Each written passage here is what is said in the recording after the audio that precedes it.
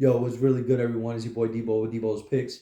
I want to recap last night's plays real quick, as well as offer up my plays for tonight's NBA slate. So let's dive into it. Starting off with last night's plays, it really came down to two players. Those two players being LeBron James and Julius Randle.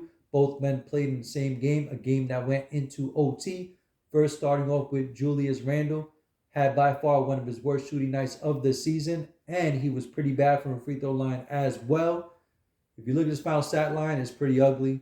Even with OT, he still couldn't make it happen. Finished 23 points against his former team that drafted him, a team that he tends to play really well against. But like I said, he had a really bad off night. And then we move over to LeBron James. He was very passive throughout the game. This is why his assist total was pretty high. Kind of efficient from the field, bad from the free throw line, which is par for the course with him.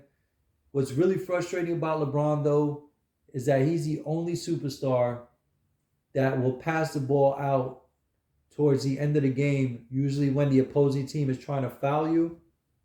And that's what he did to us last night. We just needed him to get to the foul line towards the end of the game, make at least one of his free throws, and he would have went over his 28 and a half. But what does he do instead?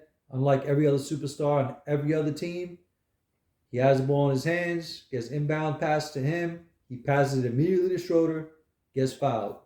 That was the first foul that the Knicks can give without them going to the free throw line. What happens next? LeBron's on the sidelines passing the ball to Dennis Schroeder, who gets fouled and finally gets to the free throw line. Usually the superstar is the one on the court and someone else on the team is the one inbounding the pass.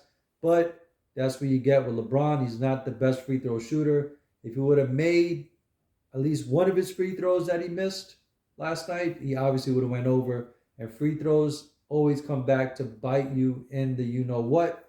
And that's what happened to us last night. So if LeBron would have at least showed up and Julius Randle would have just had the bad game, at least we would have doubled up on most of the entries that I gave out and at least won some money on pretty much all of them. But not the case. It is what it is. You forget about it and move on. And with that said, I want to offer up my plays for tonight's NBA slate. Now you see down below, you're going to see it's the same players pretty much. I'm swapping in and out, maybe one or two players. But hopefully the lines haven't moved on any of these guys yet. Sabonis PRA is pretty low. I'd be shocked if it's still sitting at 39.5. I'll still take it over 40.5 anyways. With that said, best of luck. I'll see you on the next one. Peace.